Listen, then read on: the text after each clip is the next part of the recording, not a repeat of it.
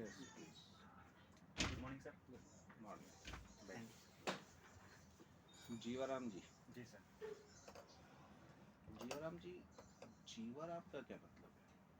Sir Jivaram का मतलब होता है जीवन जी अर्थात जिंदगी। जिंदगी, जी सर। जिंदगी जीते हो मतलब आप।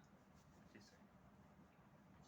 देखो आपकी 10th 12 2012 में, 12th 2014 में, बीकॉम 2017 में जी सर। और एमकॉम 19 में हुई। नेट भी कर लिया आपने 19 में। जी सर। तो आपकी जॉब कब लगी? जॉब सर मेरे एक्चुअल में 2019 में लगी 19 में ही लग गई थी। थी। जी सर। ओके। सबसे पहले डीटी राजस्थान में किया आपने ज्वाइन? सर इसमें एक पॉइंट ऑफ व्यू करेक्शन करना था। उससे पहले सर मैं एक इलेक्ट्रिसिटी बोर्ड में भी था। इलेक्ट्रिसिटी बोर्ड में भी रहे हो आप? जी सर। उसके बाद डीटी? उसके बाद उसके बाद डीटी। तो डीटी के बारे में बताओ, डीटी का एडमिनिस्ट्रेटिव डिपार्टमेंट कौन है? D T sir technical board of. Administrative department मतलब टेक्निकल एजुकेशन है या हायर एजुकेशन है? नहीं sir, technical education. Technical education में आते हैं। जी सर। टेक्निकल एजुकेशन में ये जो डीटी ओपन हुए थे, जी सर। ये डीटी के अंदर जितने भी आईआईटी चलते हैं, ITI। आईटीआई चल रहे हैं, जी सर। ये बहुत सारे आईटीआई पिछले कुछ दिनों में बंद हुए हैं। पिछले अगर 5-7 साल से आप देखें, जी सर। बहुत सारे आईटीआई बंद हुए हैं। जी सर। क्यों, क्या कारण है इनका आईटीआई बंद होने का? सर फर्स्ट ऑफ ऑल जो प्राइवेट आई वो बंद हुए। गवर्नमेंट में तो उल्टा सर बड़े हैं, लेकिन उनका जो एनरोलमेंट रेशियो है वो कम हुआ है, काफ़ी कम हुआ है। उसका रीज़न ये है कि सर जो टेक्निकल फील्ड से है, जो जाना चाहते हैं वो या तो बीटेक कर लेते हैं, बीई में जाते हैं, और आईटीआई में जाके जो उनको जॉब मिलता है वो लो लेवल का मिलता है, तो वो इसमें रुचि कम ले रहे हैं। तो काफ़ी इस पर अभी क्राइसिस चल रहा है। लेकिन एक समय था जब इसमें एनरोलमेंट के लिए भी वेटिंग करना पड़ता था। क्या किया जाना चाहिए इसमें और एनरोलमेंट हो? सर इसमें एनरोलमेंट के लिए जॉब अपॉर्चुनिटी बढ़नी चाहिए, और साथ ही साथ इसका जो क्वालिटी है वो मेंटेन होनी चाहिए, क्योंकि अभी जो क्वालिटी इस पर एजुकेशन नहीं मिल पाता है इसमें। क्वालिटी एजुकेशन नहीं मिल पाता। नहीं मिल आप गए हो किसी के अंदर देखने के लिए कि कैसे बच्चे पढ़ रहे हैं, वहाँ पे कैसा स्टाफ है, ऐसा गए हो कभी? जी कोई सर। कौन सी गवर्नमेंट जगह? ITS में गया था सर मैं, तो उसमें सर स्टाफ की कमी रहती है, तो ज़्यादातर गेस्ट फैकल्टीज़ के रूप में रहता है। परमानेंट स्टाफ एक या दो ही मिलता है। लेकिन जयपुर वगैरह एरिया है तो वहाँ पर प्रॉपर स्टाफ है, लेकिन बाहर के दूर दराज क्षेत्र है वहाँ पे प्रॉपर स्टाफ नहीं है। वहाँ पे प्रॉपर स्टाफ नहीं जी है। सर। उसके बाद आप कंप्यूटर बीएसओ जालोर काम किया आपने? हाँ सर, कर रहा हूँ फ्रंट एंड। अभी कर रहे हो? जी सर। बीएसओ ऑफिस में काम क्या होता है बेसिकली? सर BSO ऑफिस एक स्टैटिक्स का सबसे निम्नतम ऑफिस है जो विभाग का है। जिसमें नीचे से डेटा कलेक्ट करने का कार्य रहता है। इसमें कई तरह के कार्य रहते हैं, जैसे सर्वे का कार्य रहते हैं, पहचान पोर्टल का कार्य रहता है, जन आधार का कार्य रहता है, और तमाम तरह की जैसे कि संपर्क पोर्टल की शिकायतें हो गई, उनको अच्छा, सॉल्व करना। जन आधार और आधार में क्या डिफरेंस है, ये बताओ थोड़ा सा। भाई जब आधार था ऑलरेडी तो जन आधार की क्या जरूरत पड़ गई? सर आधार एक सेंट्रल गवर्नमेंट की योजना है, और जन आधार वो स्टेट गवर्नमेंट की है। आधार कार्ड में प्रत्येक व्यक्ति का एक यूनिक आइडेंटिफिकेशन होता है, लेकिन जन आधार में एक परिवार का होता है, जिसमें परिवार के सभी सदस्यों की डिटेल्स होती है। और आधार में डेमोग्राफिक डिटेल्स होती है, जबकि जन आधार में पारिवारिक संबंधित, जैसे कि मूल निवास है, उसका रेजिडेंशियल किस प्रकार है, और उसकी खेती की है, उस पर राशन मिल रहा है नहीं मिल रहा, उसकी जानकारी है, तमाम तरह के परिवार की जानकारी उसमें रहती अच्छा, आपका मेनली काम डाटा कलेक्शन का रहता है है। है डाटा ना? कलेक्शन का रहता है। जी सर। मान लो आप कहीं से और डाटा कलेक्ट करके लाए, जी सर। ठीक है, और बहुत मेहनत से डाटा कलेक्ट किया, आपको 10-15 दिन लग गए कलेक्ट करने में। जी सर। अब पता चला कि आप डाटा कलेक्ट करके लाए, वो सॉफ्ट कॉपी में लेके आए, जी सर। और वो सॉफ्ट कॉपी में वो डाटा उड़ गया, जी सर। या हार्ड कॉपी में कलेक्ट करके लाए, हार्ड कॉपी में आग लग गई, जी सर। इलेक्ट्रिसिटी शॉर्ट सर्किट हो गया आपके ऑफिस में। जी सर। अब आप क्या करेंगे उस स्थिति में? तो सबसे ऊपर पहले। वाला बॉस आपसे कह रहा है कि लेके आओ, जी सर। और आपके पास है नहीं, क्या करेंगे आप? सर सबसे पहले तो मैं देखूंगा कि संसाधन और समय कितना है। अगर संसाधन और समय पर्याप्त रहता है तो उसको रिवाइज कलेक्ट करने की कोशिश करेंगे, लेकिन संसाधन और समय की अगर अभाव रहता है तो उसको एक सैंपल के तौर या अनुमानित के हिसाब से, जो हमने उसको देखा है और जो हमारे जो उसको कलेक्ट करते वक्त उसका जो हमारे माइंड में है उसके हिसाब से कलेक्ट करेंगे। उसके हिसाब से कलेक्ट किया। जी सर।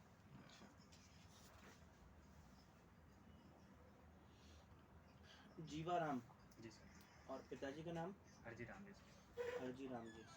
दोनों में राम कॉमन है, ऐसा क्या पुश्तैनी नाम चलता चला आ रहा है? दादाजी के नाम में भी राम था क्या? जी सर। उनमें भी था। जी सर। तो राम मतलब क्या समझा जाए इसे? Middle name?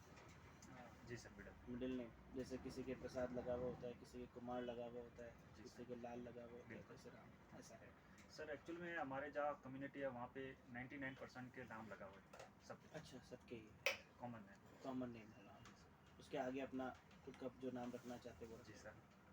अच्छा, जालौर में ऐसा रहता है मतलब? जालोर में या रहता है। जी सर। रहता है ऐसा? जी सर। ये MLSU उदयपुर से तुमने M.Com किया हुआ, B.Com किया हुआ है, इसकी फुल फॉर्म क्या है? मोहनलाल सुखाड़िया यूनिवर्सिटी। मोहनलाल सुखाड़िया। अच्छा, मोहनलाल सुखाड़िया वहीं के ही थे, जालौर के ही थे? हाँ नहीं सर, वो उदयपुर के। वैसे उनका पुश्तैनी गांव राजसमंद था, मेवाड़ के अच्छा एरिया से था। अच्छा अच्छा। तो फिर वहाँ यूनिवर्सिटी खुली हुई है, इससे क्या संपर्क हुआ मतलब? सर मोहनलाल सुखाड़िया जी थे जो राजस्थान के मुख्यमंत्री लंबे समय तक रहे हुए, हम्म। और उनका जो एरिया था, विधानसभा एरिया जहाँ से वो चुनाव लड़ते वो उदयपुर का था, और उन्होंने उदयपुर के विकास के लिए काफ़ी कार्य किए। वो इसलिए उनकी याद में जो पहले जो उदयपुर यूनिवर्सिटी थी उसका नाम बदल कर MLS यूनिवर्सिटी कर दिया। अच्छा अच्छा अच्छा। जी सर। तो यहाँ उदयपुर और जालौर में कितना डिफरेंस है, कितनी देर का रास्ता होगा? सर ये 150 किलोमीटर के आसपास। 150 किलोमीटर है? जी अच्छा अच्छा, चलिए अच्छी बात है। 2 बार नेट क्लियर किया है क्या तुमने? जी सर। 2019 और 2022 में? जी सर। बढ़िया बात है। ये कंप्यूटर की स्पेलिंग क्या होती है? सर कंप्यूटर की स्पेलिंग अलग है, लेकिन जो मेरी पोस्ट है उसमें सर कंप्यूटर आता है। अच्छा, कंप्यूटर आता है। जी सर। अच्छा अच्छा अच्छा। कंप्यूट करने से रिलेटेड है। अच्छा, कोई इसलिए चीज़ नाम कंप्यूट है करते हैं ना। कंप्यूटर। जी उसको कंप्यूटर क्यों बोल रहे हैं, मतलब क्या रीज़न है उसके पीछे? सर, कंप्यूटर पर कार्य करने वाला व्यक्ति। उसको कंप्यूटर बोलते हैं? जी सर। अच्छा। और अभी पास में जूनियर असिस्टेंट। जी सर। अच्छा, तो कुछ अपने बारे में एक्स्ट्रा बताएं जो इसमें लिखा हुआ, उसके अलावा कुछ और कुछ हम जो जानना चाहें या हमारे जानने लायक है बात। जी सर, मैं उससे पहले मैंने अपनी स्कूली एजुकेशन जालोर से की, RBSC बोर्ड से। उसके बाद मैंने सर जो ग्रेजुएशन की पढ़ाई है वो MLSU से। वो सब तो अपने पास है, हमारे पास। उसके अलावा कुछ ऐसा विशेष जो कोई हम अपनी नहीं ऐसी जानते? क्वालिटी बताओ जिससे हम आपको सेलेक्ट कर लें। सर मैं एक धैर्यवान और एक ईमानदार और हार्ड वर्किंग पर्सन हूँ, और मैं जब तक किसी कार्य को पूरा नहीं करता तब तक मुझे उसमें संतुष्टि नहीं मिलती है। अच्छा, तो धैर्यवान है और संतुष्ट है, दोनों एक साथ हो सकती बातें या जी सर, बिल्कुल। कैसे हो सकती है? कि सर किसी कार्य को अगर हमारे अनुकूल नहीं है तो उसको धैर्य रख के उसको समझने के और उसके आगे के रास्ते के लिए प्रयास करते रहते किया हैं, जाना चाहिए। और जब तक कार्य वो संतुष्ट पूरा नहीं होता है तब तक हमें उससे सेटिस्फेक्शन नहीं मिलता। अच्छा, तो कोई पसंदीदा सब्जेक्ट जो पढ़ाएंगे, जो पढ़ाना चाहते हैं? जी सर, मैं पूर्ण प्रतियोगिता बाजार टॉपिक पढ़ाना चाहूँ। टॉपिक तो है, वैसे सब्जेक्ट मतलब क्या लेना चाहेंगे? पूरा एक जो किस किताब में ये आता है? सर मैं M.Com की कौन सी उसमें आता है सब्जेक्ट? इकोनॉमिक्स। इकोनॉमिक्स तो बहुत सारे होंगे शायद। जी सर, M.Com में माइक्रो इकोनॉमिक्स। माइक्रो इकोनॉमिक्स में आता है। चलिए शुरू कीजिए।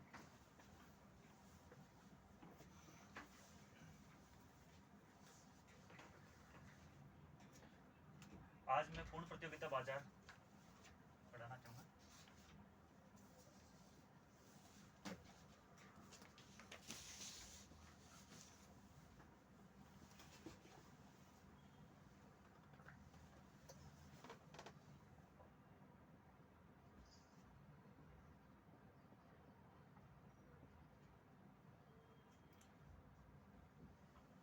पूर्ण प्रतियोगिता बाजार बाजार का वह रूप होता है जिसमें अधिक संख्या में क्रेता एवं विक्रेता होते हैं जो समरूप वस्तु का क्रय एवं विक्रय करते हैं। पूर्ण प्रतियोगिता बाजार में वास्तविक जीवन में हमें देखने को नहीं मिलता, इसीलिए इसे काल्पनिक बाजार भी कहते हैं। लेकिन ये एक यथार्थ रूप से इसको आदर्श बाजार का रूप मानते हैं, ताकि इसके जितने नज़दीक रहेंगे वो पूर्ण प्रतियोगिता की रूप माना जाए। पूर्ण प्रतियोगिता बाजार की कुछ मान्यता है, अर्थात कुछ विशेषता है, जैसे कि पहला है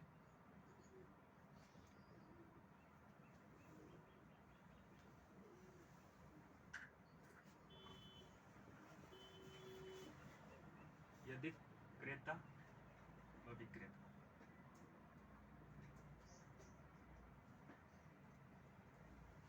पूर्ण प्रतियोगिता बाजार में क्रेताओं और विक्रेताओं की इतनी अधिक संख्या होती है कि एक व्यक्तिगत क्रेता बाजार मांग को प्रभावित नहीं कर सकता, क्योंकि वो बाजार मांग का एक छोटा सा हिस्सा होता है, तथा विक्रेताओं की संख्या भी इतनी अधिक होती है कि एक अकेला विक्रेता बाजार पूर्ति का एक छोटा सा अंश होता है, इसलिए वो बाजार पूर्ति को प्रभावित नहीं कर पाता।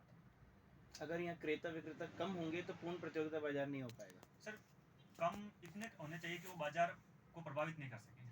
अच्छा, दूसरा है अच्छा, इसको इंग्लिश में क्या बोलते हैं पूर्ण प्रतियोगिता बाजार को? Perfect competition market. एक और होता है प्योर कंपटीशन मार्केट। जी सर। परफेक्ट कंपटीशन और प्योर कंपटीशन में क्या फ़र्क है? Sorry sir. नहीं, हिंदी में बोलते हैं उसको विशुद्ध प्रतियोगी बाजार। सॉरी सर, अभी रिकॉल नहीं कर पाऊंगा। ठीक। दूसरा है समरूप वस्तु है।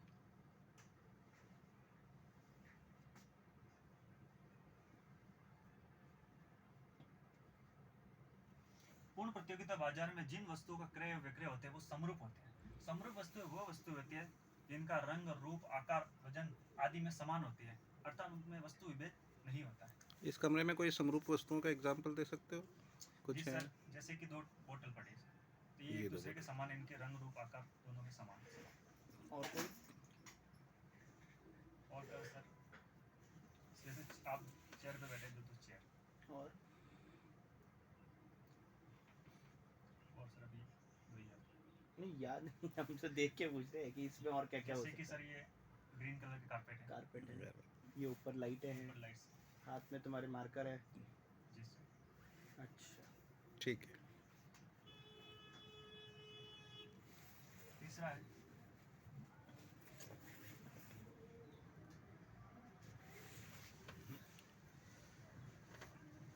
अच्छा, आप तो पूर्ण प्रतियोगी बाजार के अंदर जी सर।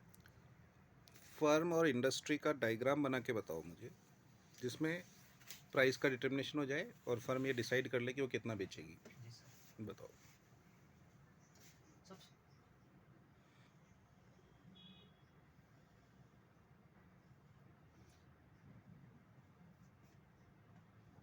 ये एक्सेस है, यहाँ पे सर कीमत,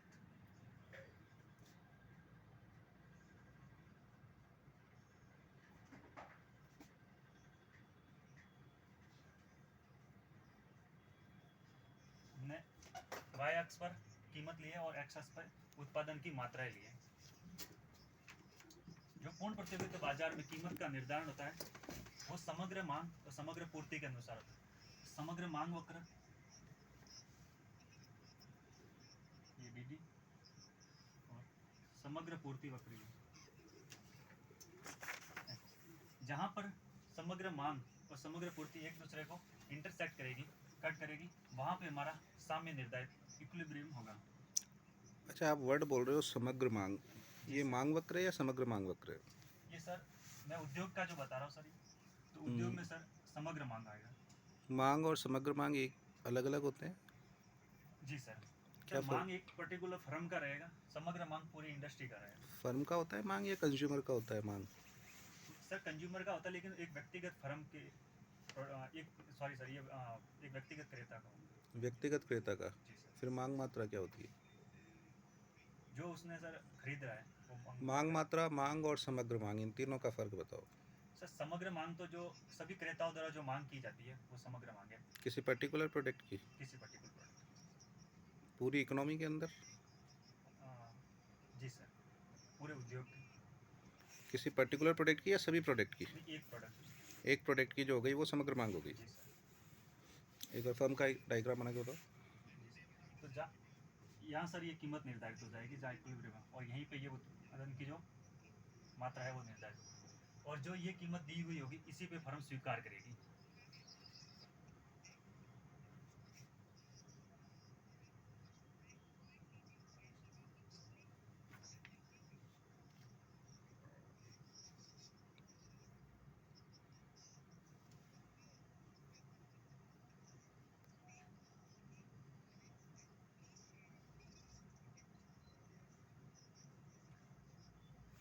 जो उद्योग में कीमत निर्धारित है, उसी कीमत पर एक फर्म अपनी कीमत निर्धारित करेगी।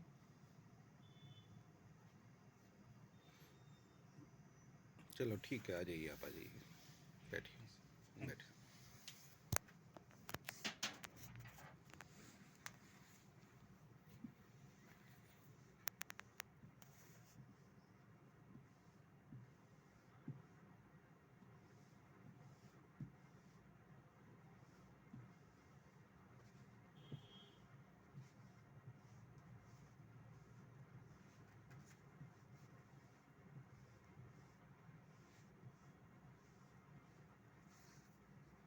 Thank you sir.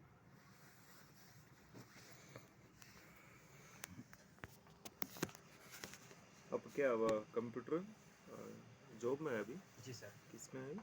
सर ये मैं सांख्यिकी विभाग में। सांख्यिकी स्टैटिक्स। जी सर। तो ये जो स्टैटिक्स में डेटा सैम्पलिंग के क्या क्या मेथड्स होते हैं? जी सर।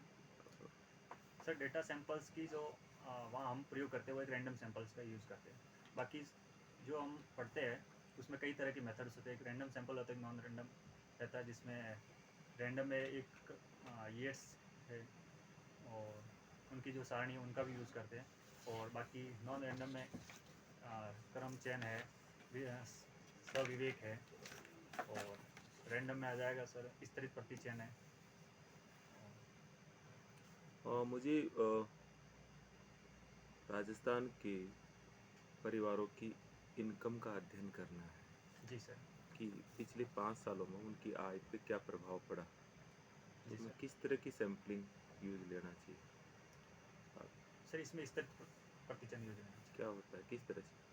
सर इसमें विभिन्न स्तरों में हम जैसे कि देश का ले या राज्य का लेंगे तो राज्य के विभिन्न जिलों का, और विभिन्न जिलों में प्रत्येक एरिया उससे कवर हो सके। मैं उसमें डेमोग्राफी की स्टडी भी करना चाहता हूँ कि शेड्यूल कास्ट पे क्या प्रभाव पड़ा, महिलाओं पे क्या पड़ा, नहीं दूसरे अन्य कैटेगरीज फार्मर्स पे क्या पड़ा, तब क्या करूँ? तो सर मल्टी स्टेज वाला प्रतिचयन क्या होता है?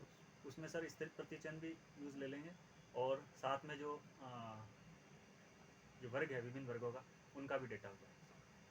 ये आर सॉफ्टवेयर क्या होता है? Sorry sir. किस तरह के सॉफ्टवेयर अभी काम आ रहे हैं इसमें डेटा एनालिसिस में?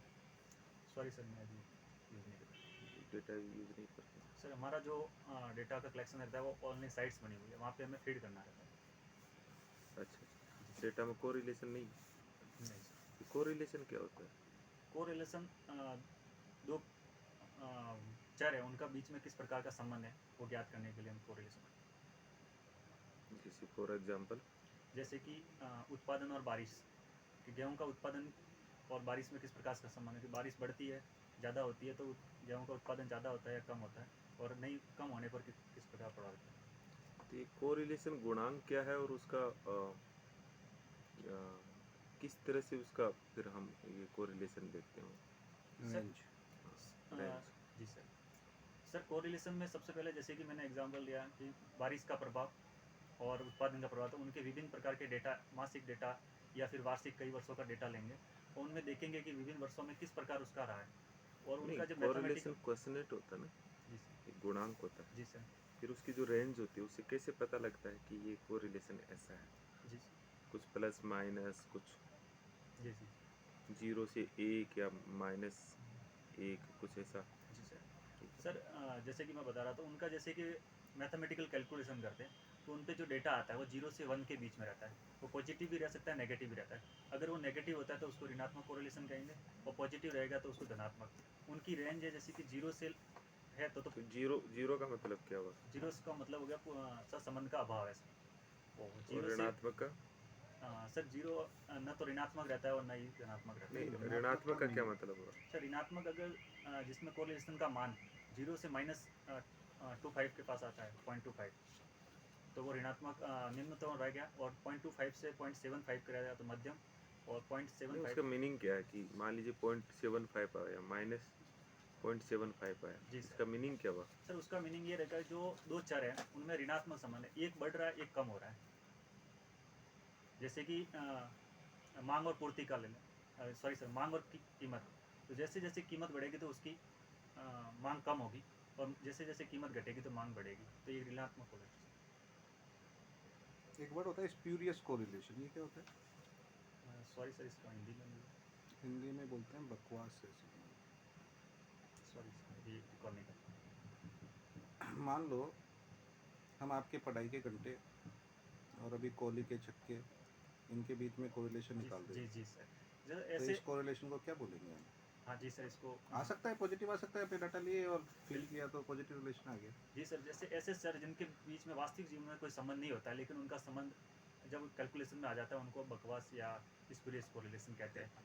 जैसे कि ऊंचाई और किसी ठीक है। पेड़ की ऊंचाई और व्यक्ति के बीच। ठीक है, देखो जियोराम जी, एक तो कॉन्सेप्चुअली आपकी बहुत अध्ययन की ज़रूरत है जी सर, है ना? तुमने जो एग्रीगेट डिमांड बोला, एग्रीगेट डिमांड वहाँ मत बोलना। एग्रीगेट डिमांड मैक्रो का कॉन्सेप्ट है जी सर, जो आपके सिलेबस में ही नहीं था, जी सर, ठीक है ना? इसलिए आप लोगों ने पढ़ा भी नहीं। जी आपने अगर क्लासेस ली हो तो मैंने बताया था aggregate demand equals to C plus I plus G होता है। जी सर, ये जो डिमांड है ये मार्केट की डिमांड है, जी ये सर, पूरी इकोनॉमी की एक प्रोडक्ट की डिमांड है। एग्रीगेट डिमांड होती है पूरी इकोनॉमी में सभी प्रोडक्ट की डिमांड। जी सर।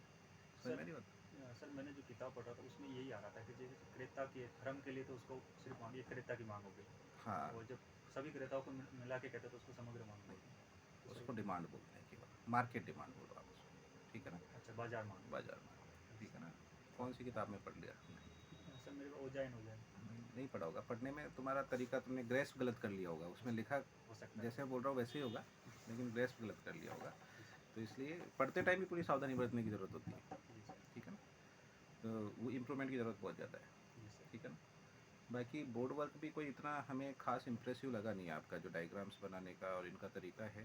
जी। साफ भी बहुत स्लो मोशन में कर रहे हो, सर इतना मीटिंग है, वाइट टाइट है। नहीं, कोई बात नहीं, थोड़ा स्पीड से वहाँ पे ऐसा ऐसा लग रहा है कि energetic जैसे लगे। आप टाइम टाइम निकालना चाह रहे हो, इंटरव्यू का टाइम पास करना चाह रहे हो, तो इतने में क्या सामने वाले इरिटेट हो जाते हैं कि why to waste the time. भाई साफ जो फास्ट मीटर आ रहा 2 था वो सेकंड में चिपक हो रहा सकता था। है उसमें आप आधा मिनट लगा रहे हो, है ना? ऐसे नहीं करना वहाँ पे आपको, ठीक है ना? तो कल के कंपैरिजन में मेरे को थोड़ा आज हाँ, कल एनर्जेटिक के लगा। कंपैरिजन में ठीक था आज। उसमें आज मेरे को एनर्जी थोड़ी सी ठीक लगी। सॉरी का प्रयोग भी कम है। हाँ, सॉरी का सर प्रयोग कल करना जो सॉरी का मैंने इसलिए बोला कि जिसमें छोटा थोड़ा भी कम थी, जैसे कि आज क्वेश्चन कर रहे थे, हाँ। तो मैं जैसे कि चाह रहा हूँ कि आगे जाके फंस सकता, तो मैं पहले से ही नहीं, bypass करना। ऐसा नहीं, बट लिमिटेड, ज़्यादा और सॉरी कल फिर जो आपने नेगेटिव चला एफएम का जाता जो पूछा था, एफएम में थोड़ा मेरा वीक है। है। वो चलो ठीक है, खैर, बट हो जाता है। ठीक है। बाकी आप कर रहे हो, हाँ ठीक है। अब आप एक बार सुमन चौधरी को भेजें, है ना?